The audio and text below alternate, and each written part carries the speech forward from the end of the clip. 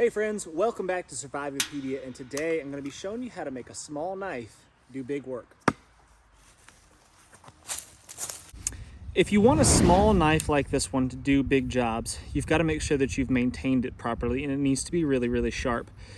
It has been said many times that a dull knife is much more dangerous than a sharp knife. Now, I will have to say with that said that I have cut myself many more times with a sharp knife. A razor sharp edge, it cuts you very easily. It'll give you nicks and cuts on your fingers and stuff if you happen to slip up.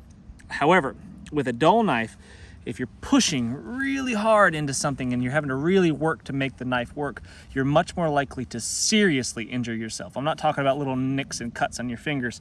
I'm talking about stabbing, slicing artery type, very bad wounds. So I would highly suggest that you keep your knife sharp, really sharp. It should be tacky. If you stick it to your thumbnail and try to slide it across, it should not do that very easily. It should be trying to scrape the top layer of your fingernail off. This knife needs just a little bit of work, and I'm going to use this Viking whetstone that I got from Wazoo to do the job. I keep it on the sheath, and so it's easily accessible. Now I'm just going to touch it up just a little bit. This knife happens to have a convex edge, and that makes it pretty easy to sharpen, at least in my humble opinion. And it doesn't take very long to touch it up as long as you do a good job of maintaining it and you don't let it get too far gone. So if we drive the tip of our knife into this log, we can have a very stable platform in which to work. We can pull the stick and leave the knife still.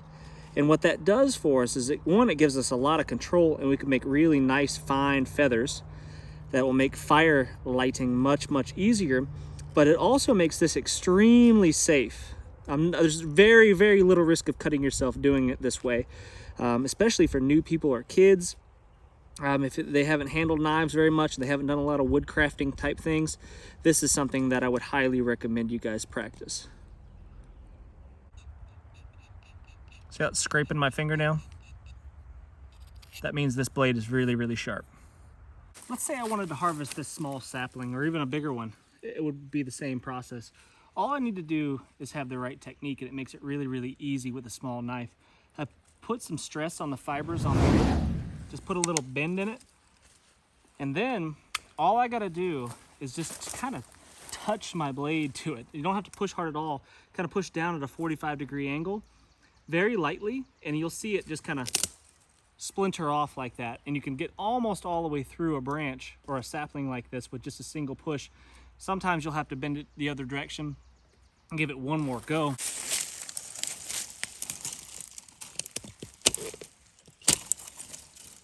So we've got a pretty rough edge here, as you can see from using that method. But since we've got this piece of wood and we want to make it a little bit cleaner for whatever reason, what we'll do is just do some push cuts, and we'll beaver chew this thing in half. We'll do a little push, little cut. I'm not having to force it. I'm not pushing really hard with the knife, not pushing hard with my arm at all. Just small little beaver cuts. And I'll go around it maybe twice. And sometimes what helps make it work a lot better is you just come from the other direction and you'll pop that carving out. Pop that out. And go all the way around it with those push cuts. And then once you've beaver chewed your way all the way around it, like so. See that? We're just gonna put a little pressure on it and snap it off, and that gives us a nice clean end that we can easily dress up with those same push cuts and make it really looking nice.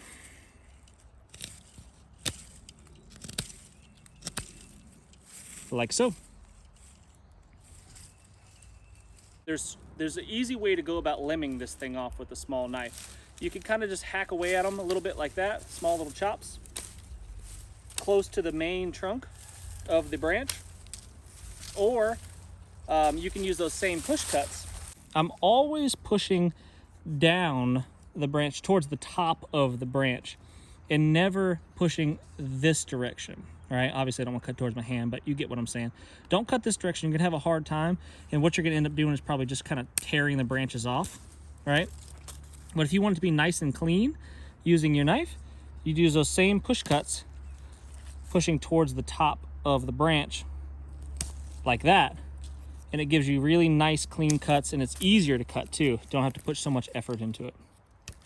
If I needed some short sections that were kind of all the same length for another project of some sort, doesn't really matter, what I could do is set myself up on an anvil, like this big log right here, that I give my stick a whack like that and just slice right through. And let's say I need them to be exactly 12 inches long, I could mark here, or if I need them all to be uniform, I could make my mark here, I could make my mark here, and then I line it up, set up my knife, boom, 12 inches, boom, 12 inches.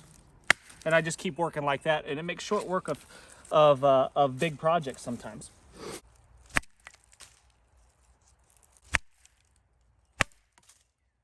Processing tinder is another thing that can be done really easily with a small knife, and I'll typically actually use the back of the knife over the blade. You can use the blade for this scraping purpose, but you'll dull the edge when it's not necessary. If the back of your knife has a sharp 90-degree edge like that, it works really good for scraping ferro rods, and it works really good for scraping barks like this old poplar branch.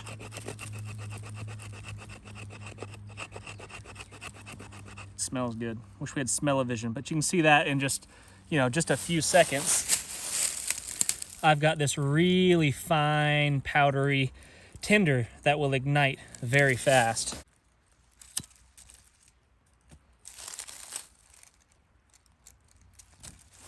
These are crappy old dead sticks that I found on the ground without having to do any work other than just stomping on them. I could create myself a really robust baton if I wanted to by using this crappy baton in a much larger piece of wood like that, and I could just kind of beaver chew my way through it. I mean, I'm not going to go all the way through this because it would take too long, and I'm not that patient, but you could see how just like an axe works by taking big chunks out. This would pretty quickly, within a matter of minutes, I'd be through this pretty good sized dead tree trunk. This is very dead, very dry, and it is a hardwood. It looks like I don't know, probably used to be a maple of some sort, but very hardwood, very dry, and I'm just hacking through it really quickly. And with just a few whacks, you could see I'm a quarter of the way through. I'm far from the house, but these creepy little dinosaurs have tracked me all the way here. See the chickens behind me? They're a long ways. I'm probably, I don't know, 300-400 yards from their coop. Anyway, so a small knife like this one, guys, as long as it's a good quality knife. By the way, you're gonna probably be curious what this is. This is my personal design by, I'm gonna be calling it the On3 EDC. And it'll be available for purchase soon, something like this. It won't look exactly like this one. This is a prototype, but this is from Bear Forest Knives, so you can check that out if you'd like. Pretty soon they'll be available, but anyway, that's not what this video is about. If you have a good quality knife, you can do some really good work with it, and you need to have something that you're not afraid to use and abuse. You need to get out and use your tools and not just kind of look at them and keep them pretty. If your knife is pretty and doesn't have any little blemishes or rusty spots on it or anything like that, it means that you're probably taking more care of it than you are using it. So that's just my opinion. But anyway, I really appreciate you guys watching. Make sure you hit the thumbs up. Leave me a comment. Tell me what you think. If there's anything that I missed, any little tips and tricks that you could use to make a small knife do big jobs, I'd appreciate you putting those in the comments for me. Anyway, thumbs up, guys. See you next time. Bottom of my tripod's loosening up a little bit since we're using knives for things. I like using my knife for all kinds of projects. You know, if you're afraid to do stuff like this with your knife, I think that's weird, you know. Little scuffs and nicks and stuff adds character to the blade, I think.